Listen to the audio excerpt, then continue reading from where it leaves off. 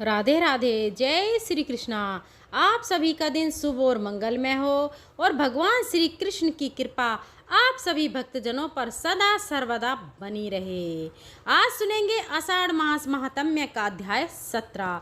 इससे पहले के अध्याय में आपने जाना था कि किस प्रकार देवराज इंद्र ने दैत्य के गर्भ में प्रवेश कर लिया था और उनके गर्भस्थ शिशु को मारने का प्रयास किया था। उसके अनगिनत टुकड़े होने के बाद भी वह गर्भस्थ शिशु जीवित रहा।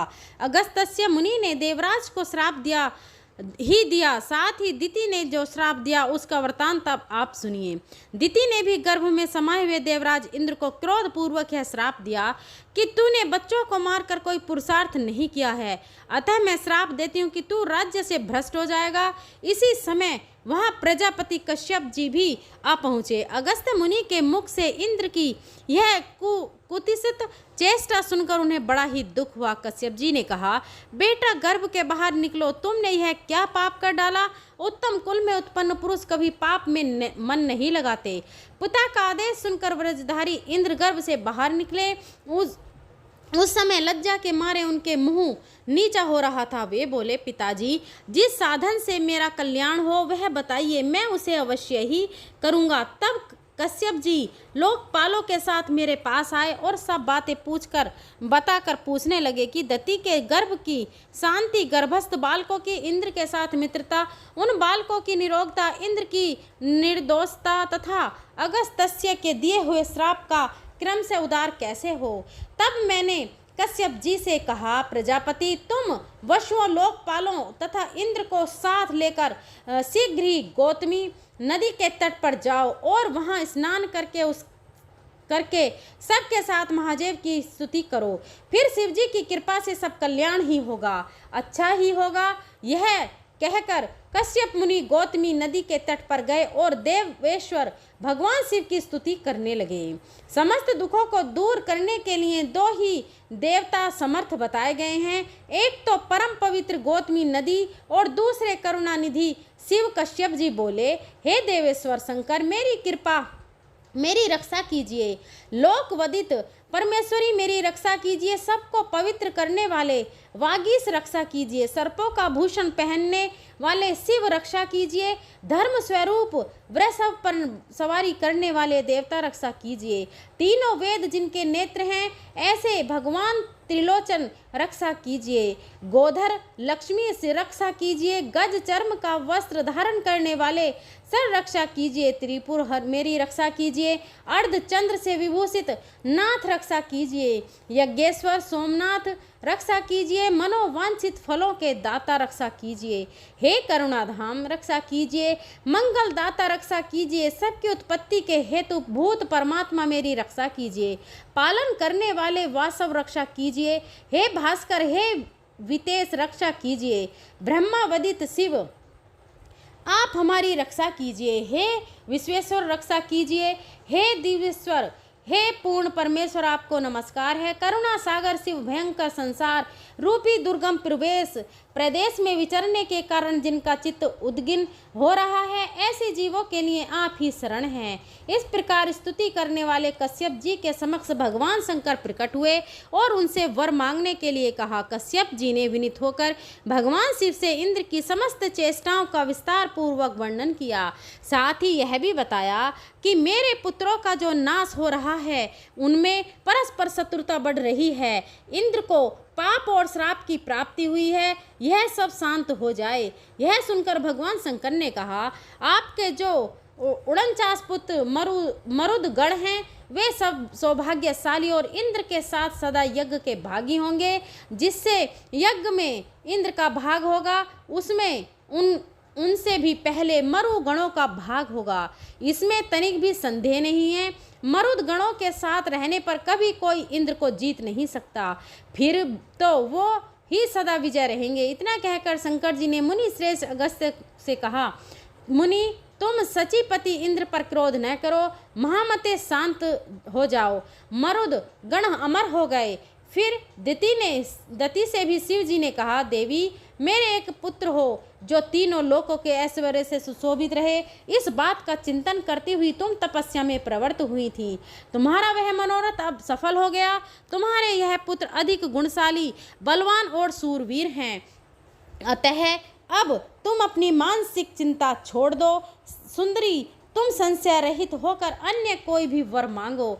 यह सुनकर देवी बोली, भगवान, लोक में यही बड़ी बात समझी जाती है कि माता पिता को पुत्र का दर्शन हो। विशेषतः माता के लिए यह बहुत ही प्रिय बात है। इसमें भी रूप, संपत्ति, शौर्य और पराक्रम से संपन्न एक भी पुत्र हो तो बड़े भाग्य की बात है। फिर यदि बहुत से उत्तम और गुणवान पुत्र प्राप्त हों तो कहना ही क्या है। मेरे पुत्र आपके प्रभाव से विजय और बली हुए हैं। वे वास्तव में देवराज इंद्र के भाई और प्रजापति के पुत्र हैं। देव, जहाँ अगस्त्य और गौतमी गंगा के प्रसाद के साथ साथ आपका भी प्रसाद प्राप्त हो, वहाँ शुभ होने में क्या संदेह है। यद्यपि मैं कृतज्ञ हो गई, फिर भी भक्ति पूर्वक आपसे कुछ निवेदन करती हूँ। देव, मेरी बात सुने और संसार का कल्याण करें। देव, वंद संतान की प्राप्ति संसार में दुर्लभ है। विशेषतः माता के लिए पुत्र का होना और भी प्रिय है। पुत्र भी यदि गुणवान, धनवान और आयुष्मान हुआ तब तो कहना ही क्या। इस लोक और परलोक में उत्तम फल की इच्छा रखने वाले सभी प्राणियों को गुणवान पुत्र की प्राप्ति सदा ही अभिष्ट है। अतः यहाँ स्नान करने से इस दुर्लभ फल की प्राप्ति हो सके, ऐसा अनुग्रह कीजिए। भगवान शंकर बोले, निसंतान होना बहुत बड़े पाप का फल है। स्त्री या पुरुष कोई भी यदि निसंतान हो तो यहाँ स्नान करने मात्र से उसके इस दोष का नाश हो जाता है। जो इस स्तोत्र का पाठ करेगा उसे यहाँ स्नान करने का फल भी प्राप्त होगा। जो 3 मास तक यहाँ स्नान और दान करता है उसे पुत्र की प्राप्ति होती है। पुत्रहीन स्त्री यहाँ स्नान करके पुत्र पा सकती है। ऋतु स्नान स्त्री यदि यहाँ आकर स्नान करे तो उसे अनेकों पुत्र प्राप्त होते हैं। वह 3 महीने के भीतर ही गर्भवती हो जाती है। और जो पितृदोष से या धन अपहरण करने के दोष से पुत्र लाभ से वंचित है, उनके लिए यह गौतमी नदी परम उदार का कारण है। यहाँ पितरों को पिंड दान देने, तर्पण करने तथा कुछ सुवर्ण दान करने से निश्चय ही पुत्र होता है। जो धरोहर हड़प लेते, रत्नों की चोरी करते तथा पितरों का श्राद्ध कर्म छोड़ देते हैं, उनके वंश की वृद्धि नहीं होती। जो पाप करके उसका प्रायश्चित किए बिना ही मर जाते हैं, उन सब की यही गति होती है। जो तीर्थों का दर्शन करते हुए जीवन व्यतीत करते हैं, उन्हें श्रेष्ठ संतान की प्राप्ति होती है। जो द्वितीय और गंगा के संगम में स्नान करके अनादि, अपार, अजय, सच्चिदानंदमय लिंग स्वरूप ज्योतिर्मय तथा अनामय महादेव भगवान सिद्धेश्वर का अनेक उपचारों से भक्ति पूर्वक पूजन करता है, चतुर्दशी और अष्टमी को इस स्तोत्र के द्वारा स्तुति करता है तथा यहाँ गंगा के तट पर ब्राह्मणों को अपनी शक्ति के अनुसार सुवर्ण देता और भोजन कराता है, उसे अनेक पुत्र प्राप्त होते हैं। वह संपूर्ण अभिलक्षित वस्तुओं को प्राप्त करके अंत में भगवान शिव के धाम में जाता है। जो इस स्तोत्र के द्वारा कहीं भी मेरी 6 महीने स्तुति करता है, उसे अवश्य ही पुत्र प्राप्त होता है। यदि उसकी स्त्री संध्या हो तो भी वह निसंदेह पुत्रवती हो जाती है, तब उसे उस तीर्थ का नाम पुत्र तीर्थ हो गया। वह स्नान दान आदि करने से समस्त कामनाओं की पूर्ति होती है। मरुद गणों के साथ मैत्री होने के कारण उसे मित्र तीर्थ भी कहते हैं। यहाँ स्नान करने से देवराज इंद्र निष्पाप हुए थे, इसलिए वह इंद्र तीर्थ या शक्र तीर्थ भी कहलाता है। जहाँ इंद्र को अपनी खोई हुई लक्ष्मी प्राप्त हुई, वह कमला तीर्थ कहलाया। यह सब तीर्थ समस्त अभिष्ट पदार्थों को देने वाले हैं। भगवान शिव यह कहकर कि यहाँ सब मनोकामनाएं पूर्ण होंगी, अंतर ध्यान हो गए और कश्यप आदि सभी लोग कृतकृत्य होकर जैसे आए थे वैसे ही लौट गए। नारद मुनि से यह सब कहकर श्री ब्रह्मा जी मौन हो गए। इसके बाद श्री ब्रह्मा जी ने नारद मुनि से जो अन्य तीर्थों का वर्णन किया, इसका वृतांत आप अगले अध्याय में सुनिएगा। प्रेम से बोलिए लक्ष्मी नारायण भगवान की जय। प्रिय भक्तजनों, पिछले अध्याय में हमने देखा कि लक्ष्मी देवी अपने भक्त श्रेया चांडुलनी के घर उसे आशीर्वाद देने गई थी और वहां से निकलते हुए उन्हें जगन्नाथ जी और बलदेव जी ने देख लिया। अब बलराम जी को यह बात बिल्कुल पसंद नहीं आई कि लक्ष्मी देवी एक चांडाल के घर में जाकर आई हैं। इसलिए उन्होंने जगन्नाथ जी को आदेश दिया कि वे लक्ष्मी देवी को श्री मंदिर से बाहर निकाल दें। अब बेचारे जगन्नाथ जी फंस गए। बड़े भाई की आज्ञा माननी जरूरी थी, इसलिए उन्होंने लक्ष्मी देवी को क्रोध मोल लिया और आखिर लक्ष्मी देवी अपने सारे ऐश्वर्य और सेवकों के साथ मंदिर छोड़कर चली गईं। अब अगले दिन सुबह बलदेव जी प्रातःकालीन भोग की प्रतीक्षा कर रहे थे, लेकिन कोई यह भोग लेकर नहीं आया। उन्होंने जगन्नाथ जी से पूछा, क्या बात है, आज भोग लाने में इतना विलंब क्यों हो रहा है? तब जगन्नाथ जी ने अपने पेट पर हाथ रखते हुए उदास मुख से उत्तर दिया कि भैया, आज से कोई भी भोग नहीं आएगा, क्योंकि लक्ष्मी देवी अपने सेवकों के साथ यह मंदिर छोड़कर चली गई हैं। जब बलराम जी ने यह सुना तो उन्होंने सोचा कि अच्छा चलो कोई बात नहीं, अच्छी बात है। अगर लक्ष्मी देवी ने भूल की है तो प्रायश्चित तो करना पड़ेगा ना। कोई बात नहीं, हम स्वयं अपना भोजन बनाएंगे। यह सोचकर जगन्नाथ जी और बलराम जी ने रसोई गृह में प्रवेश किया। अब वहां जाकर देखा तो पूरा भंडार गृह खाली पड़ा हुआ था। ना तो कोई सब्जी तरकारी है और ना ही अन्य सामग्री। और इतनी देर में दोनों भाइयों को अत्यंत भूख भी लग गई, तो उन्होंने सोचा कि चलो किसी के घर से भिक्षा ही मांग लेते हैं। यह सोचकर उन्होंने ब्राह्मण का वेश धारण किया और घर घर जाकर भिक्षा मांगने लगे, ताकि कोई उन्हें पहचान ना सके। प्रिय भक्तजनों, अब देखिए, उनके पास से लक्ष्मी देवी तो चली गई थी, इसलिए उनके चेहरे भी मलिन हो गए थे और कोई भी उन्हें देखना भी पसंद नहीं कर रहा था। ऐसे में उन्हें भिक्षा कौन देता? ऐसे में लक्ष्मी देवी की आज्ञा से सूर्यदेव ने अपने धूप का प्रकोप भी बढ़ा दिया। परिणाम स्वरूप जगन्नाथ जी और बलराम जी को तपती हुई धूप में रेत पर चलना पड़ रहा था। भूख और प्यास से परेशान उन्होंने दूर एक तालाब देखा, लेकिन जैसे ही वहां पहुंचे कि तालाब का पानी सूख गया। हताश होकर वे एक पेड़ के पास गए। उन्होंने सोचा इसके कुछ कोमल पत्ते हैं, उसी को खाकर पेट भर लेते हैं। लेकिन जैसे ही उन्होंने पत्ते तोड़ने के लिए हाथ बढ़ाया तो वे सारे पत्ते सूखकर नीचे गिर गए और इस प्रकार पूरा दिन बीत गया। संध्या हो गई, लेकिन ना तो कुछ खाने को मिला और ना ही पीने के लिए पानी। आखिर थक हार कर वे एक मंदिर के पास पहुंचे, जहां अभी अभी प्रसाद वितरण हो रहा था। उन्होंने कुछ लोगों को विनती की कि उन्हें कुछ प्रसाद खाने के लिए दिया जाए, लेकिन आप तो जानते ही हैं कि लक्ष्मी देवी का क्रोध तो बस कोई तैयार ही नहीं हो रहा था। ऐसे में एक वृद्ध स्त्री को उन पर दया आ गई। उस स्त्री ने कर्णवश दोनों भाइयों को एक छोटे से पात्र में कुछ मुरमुरे दे दिए। इस प्रसाद को देकर वे दोनों प्रसन्न हो गए। प्रिय भक्तजनों, लेकिन क्या आपको लगता है कि लक्ष्मी देवी इतनी आसानी से उन्हें यह प्रसाद खाने देंगी? जी नहीं। जैसे ही उन्होंने इस प्रसाद को लेने के लिए हाथ उठाए, उसी समय तेज हवा चलने लगी और सारा प्रसाद उड़ के बिखर गया। अब आप जरा कल्पना करके देखिए कि उस समय जगन्नाथ जी और बलदेव जी की क्या स्थिति हुई होगी। यह वही जगत के नाथ जगन्नाथ जी और उनके भाई बलराम जी हैं, जिन्हें दिन में कई बार भोजन दिया जाता है। उनके हाथ कभी सूखने नहीं दिए जाते, जो एक समय ही 56 भोग खाते हैं। ऐसे हमारे प्यारे जगन्नाथ जी और बलदेव जी को आज एक सूखा पत्ता भी नहीं मिल रहा था। तो अब आप सोच ही सकते हैं कि उनकी क्या स्थिति हुई होगी। आखिर वह दोनों भाइयों ने थक हार के किसी से पूछा कि हे भाई, हमें बहुत भूख लगी है, क्या आप हमें बता सकते हैं कि इस समय हमें कहाँ भोजन मिल सकता है? तो फिर किसी ने कहा कि अवश्य, यह देखिए, वह चंडालों का गांव है, वहाँ पर एक बड़ी करुणा में स्त्री रहती है। वे पुण्यशाली है और दानी भी है, वे अवश्य आपको भोजन देगी, वहीं जाइए। यह सुनकर जगन्नाथ जी और बलराम जी उस गांव में उस स्त्री के घर पर गए। स्त्री ने बड़े ही प्रेम पूर्वक उनका आदर सत्कार किया और उनसे कहा कि वह अभी उनके लिए भोजन बनाकर ला रही है। लेकिन प्रिय भक्तजनों, अब देखिए, यह तो हमारे बलराम जी हैं। उनकी इच्छा नहीं थी कि वे एक चांडाल स्त्री के हाथ से बना हुआ भोजन खाएं, इसलिए उन्होंने उस स्त्री से कहा कि वह अपना भोजन स्वयं पकाएंगे, इसलिए आप कृपया हमारे लिए भोजन तैयार करने की व्यवस्था कर दीजिए। यह सुनकर उस स्त्री ने कहा कि ठीक है, जैसी आपकी इच्छा। यह कहकर उस स्त्री ने घर में एक स्थान पर नया चूल्हा बनाकर दे दिया। स्वच्छ और नए बर्तन लाकर रखे और बलराम जी की इच्छा अनुसार सारी व्यवस्था कर दी। अब बलराम जी ने जगन्नाथ जी से कहा कि तुम भोजन बनाओ, मैं स्नान करके आता हूँ।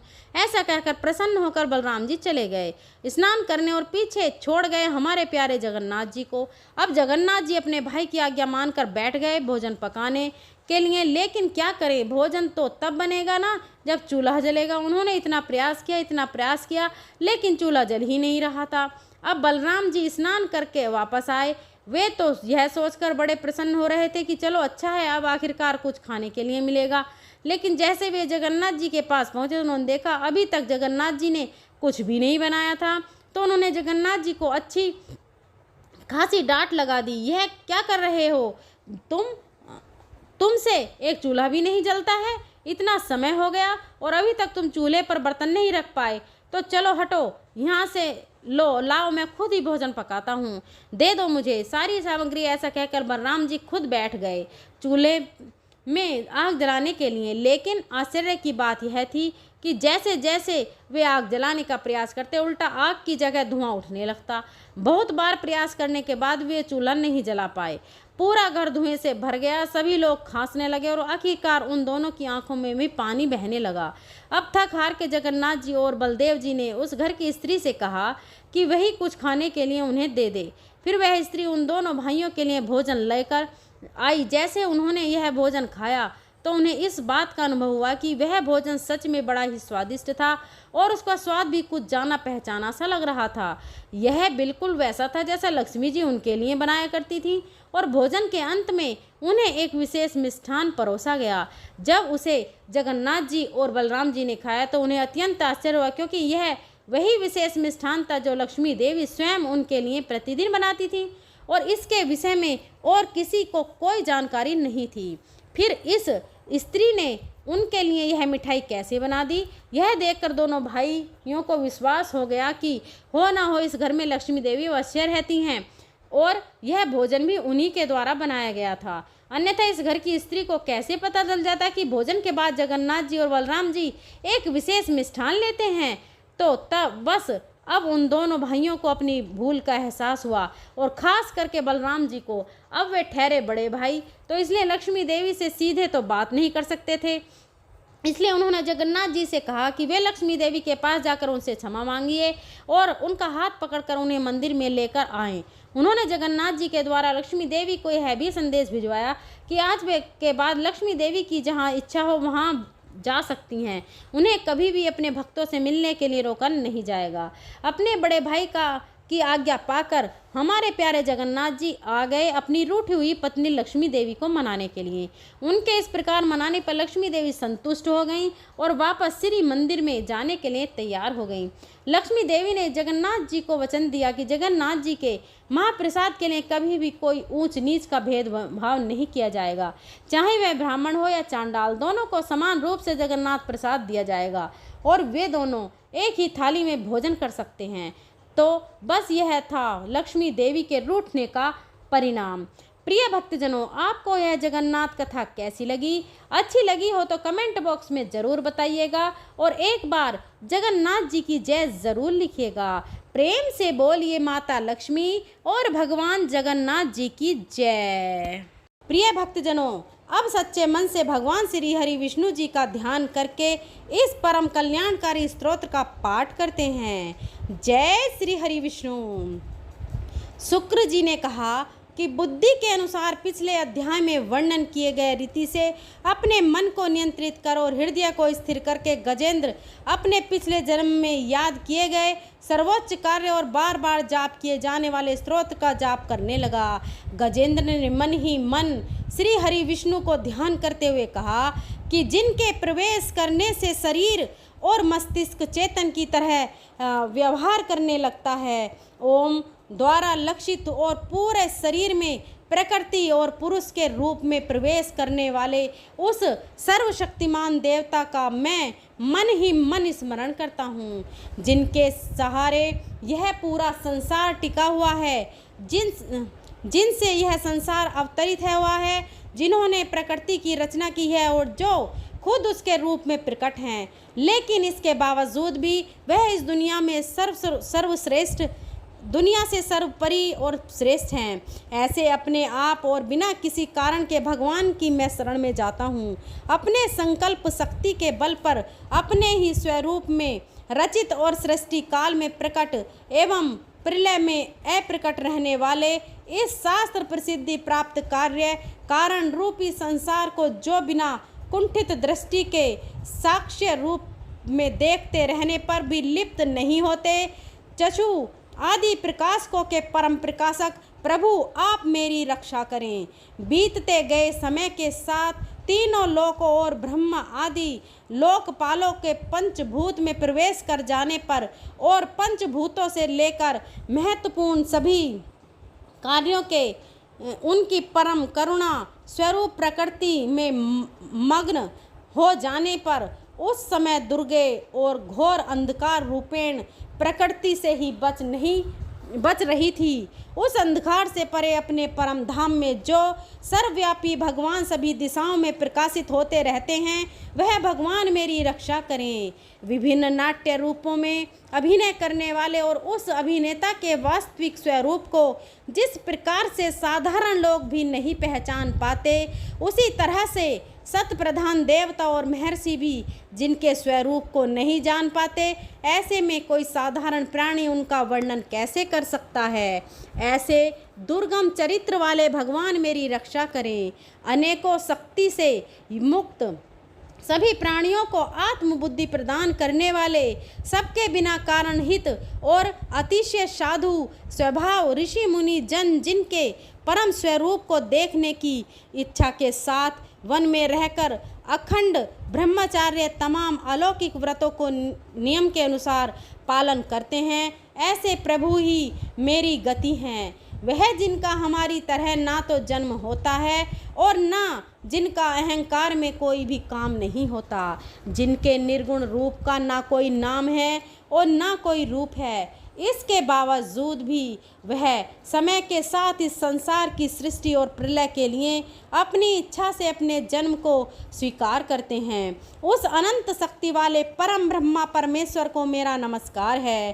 प्राकृत आकार रहित और अनेक रूप वाले अद्भुत भगवान को मेरा बार बार नमस्कार है। स्वयं प्रकाशित सभी साक्ष्य परमेश्वर का मेरा सत सत नमन है।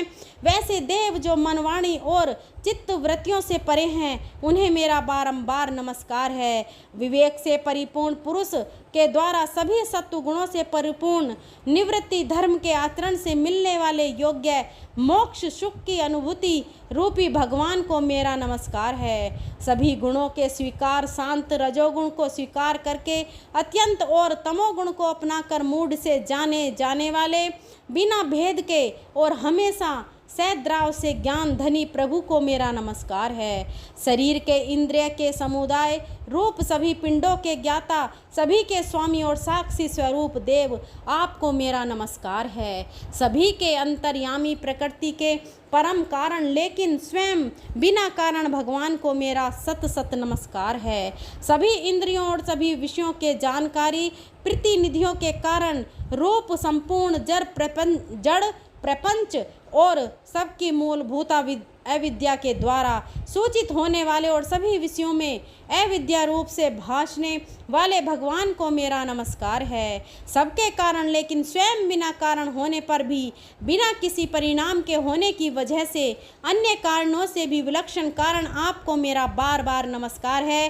सभी वेदों और शास्त्रों के परम तात्पर्य मोक्ष रूपी और श्रेष्ठ पुरुषों की परम गति देवता को मेरा नमस्कार है। वह तो त्रिगुण रूपों में छिपी हुई ज्ञान रूपी अग्नि है। वैसे गुणों में हलचल होने पर जिनके मन मस्तिष्क में संसार को रचने की वृत्ति उत्पन्न हो उठती है और जो आत्मा तत्व की भावना के द्वारा विधि निषेध रूप शास्त्र से भी ऊपर उठे हों, जो महाज्ञानी महात्माओं में स्वयं प्रकाशित हो रहे हों, ऐसे भगवान को मेरा नमस्कार है। नमस्कार है मेरे जैसे शरणागत पशु के समान जीवों की अवधि रूप फांसी को पूर्ण रूप से काट देने वाले परम दयालु और दया दिखाने में कभी भी आलस्य नहीं करने वाले भगवान को मेरा नमस्कार है। अपने अंश से सभी जीवों के मन में अंतर्यामी रूप से प्रकट होने वाले सर्वनियंता अनंत परमात्मा आपको मेरा नमस्कार है। जो शरीर, पुत्र, मित्र, घर और संपत्ति सहित कुटुंबियों में आसक्त लोगों के द्वारा कठिनाइयों से मिलते हों और मुक्त पुरुषों के द्वारा अपने हृदय में निरंतर चिंतित ज्ञान स्वरूप सर्व समर्थ परमेश्वर को मेरा नमस्कार है। वह जिन्हें धर्म, अभिलिखित भोग, धन और मोक्ष की कामना से मनन करके लोग अपनी मनचाही इच्छा पूर्ण कर लेते हैं, अपितु जिन्हें विभिन्न प्रकार के अयाचित भोग और अविनाशी पार्षद शरीर भी देते हैं, वैसे अत्यंत दयालु प्रभु मुझे इस प्रकार के विपदा से हमेशा के लिए बाहर निकालें।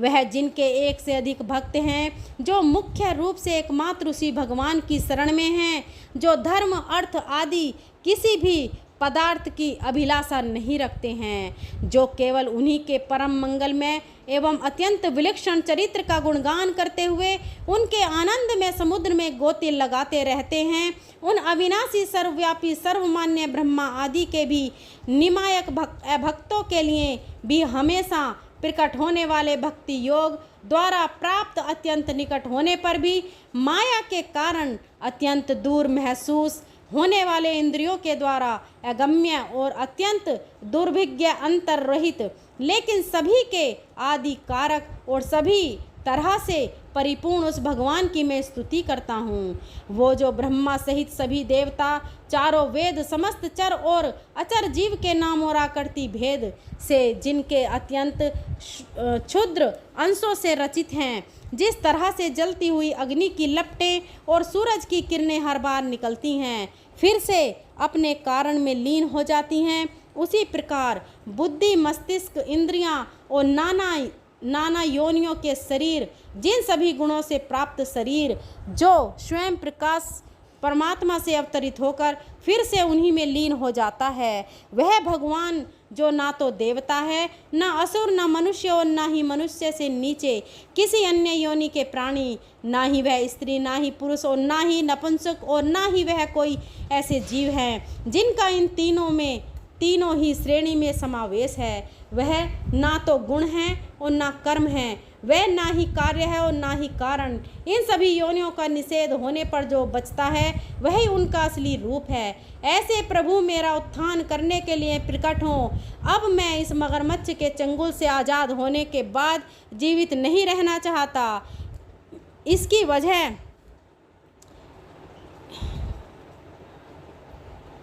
वजह यह है कि मैं सभी तरह से अज्ञानता से ढके हुए हाथी के शरीर का क्या करूं? मैं आत्मा के प्रकाश से ढक देने वाले अज्ञानता से युक्त इस हाथी के शरीर से मुक्त होना चाहता हूं, जिसका कालक्रम से अपने नाश नहीं होता बल्कि ईश्वर की दया और ज्ञान से उदय हो पाता है।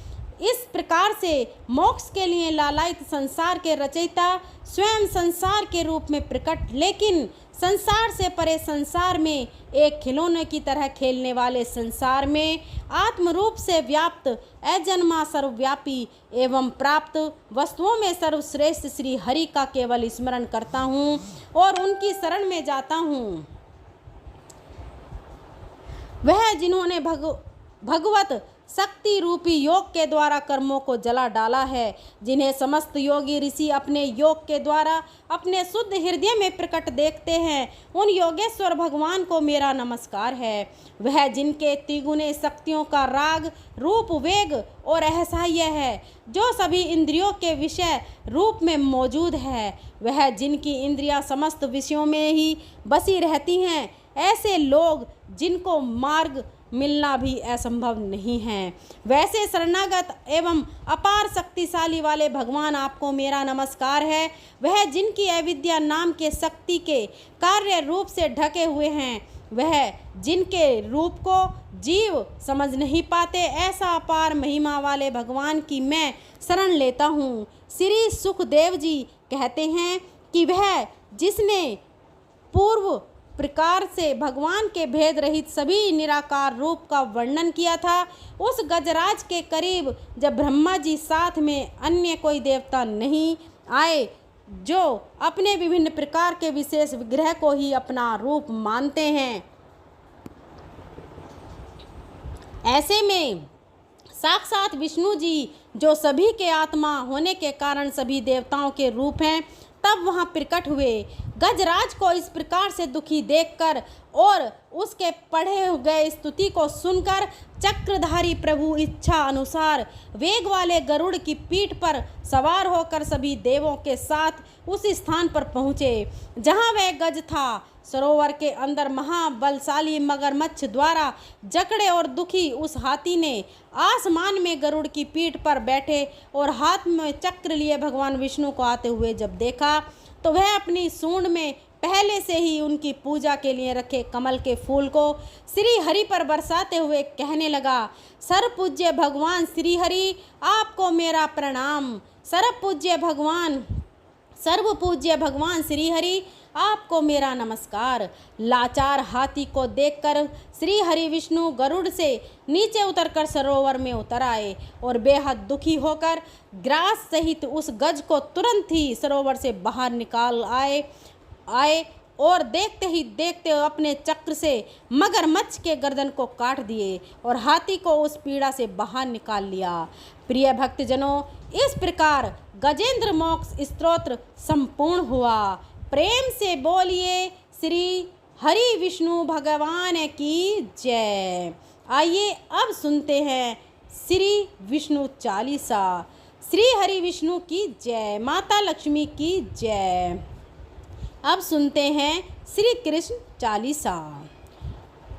नारायण भगवान की बंसी शोभित कर, मधुर नील जलद तन श्याम अरुण अधर जुनबिंब, फल नयन कमल अभिराम पूर्ण इंद्र अरविंद, मुख पीतांबर शुभ साज जय, मनमोहन मदन छवि कृष्ण, चंद्र महाराज जय यदुनंदन जय जगवंदन जय वसुदेव देव की नंदन, जय यशोदा सुत नंदन दुलारी जय प्रभु भक्तन की, दृक्ता तारे जय नट नागर नाग नथैया कृष्ण कन्हैया, धेनु चरैया पुनिक पर प्रभु गिरिवर धारो, आओ दीनन के कष्ट निवारो, वंशी मधुर अधर धरि टेरो, होवे पूर्ण विनय यह मेरो, आओ हरि पुनि माखन चाखो, आज लाज भारत की राखो,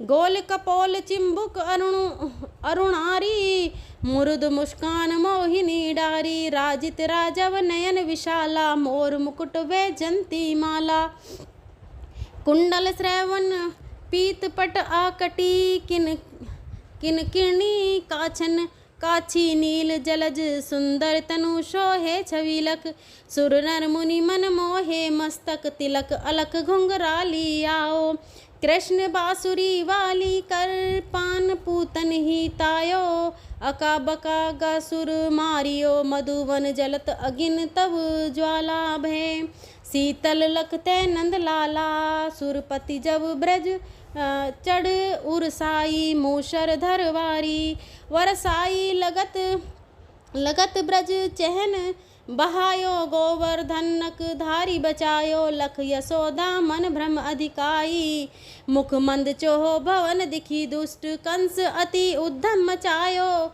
कोटि कमल जब फूल मंगायो, नाथ कली यही सब तुम लीन है, चरण चिन्ह दे निर्भय कीन है, कर गोपिन संग रास विलासा, सबकी पूर्ण करे अभिलाषा, केतिक महा असुर सहायो, कंस केस पकड़ दे मायो, मात पिता की बंदी छुड़ाई, उग्रसेन कह राज दिलाई, मह से मृतक छो सूत लायो, मातुदेव की शोक मिटायो, भोमा मुर्दे ते सहारी, लाए टस सहस कुमारी, देम तण चीर सहारा, जरा सिंधु राक्षस कह मारा, असुर बकासुर अधिक मारियो, भक्तन के सब संकट कष्ट निवारियो, दीन सुदामा की दुख टारियो, तंदुल तीन मूठ मुख डारियो। श्री कृष्ण चालीसा समाप्त होता है। प्रेम से बोलिए भगवान श्री कृष्ण की जय, गौ माता की जय। इसके आगे का वृतांत आप अगले अध्याय में सुनेंगे। आपको आज की कथा पसंद आई हो तो वीडियो को लाइक करिएगा और शेयर करिएगा अपनी फ्रेंड और फैमिली में, और कमेंट बॉक्स में भगवान श्री हरि विष्णु श्री राधा रानी जय श्री कृष्णा जरूर लिखिएगा। अगर वीडियो पसंद आए तो वीडियो को लाइक करना और अपनी फ्रेंड और फैमिली में ज़रूर शेयर करना। हमारे चैनल सुविचार विद रीना को सब्सक्राइब करना, बेल आइकन को ज़रूर दबाना ताकि आने वाली नोटिफिकेशन, सभी वीडियो की नोटिफिकेशन आपको मिल सके। अगर मेरे बोलने में कोई त्रुटि रही हो तो मैं हाथ जोड़कर क्षमा प्रार्थी हूँ। मिलते हैं अगली वीडियो में, तब तक के लिए धन्यवाद।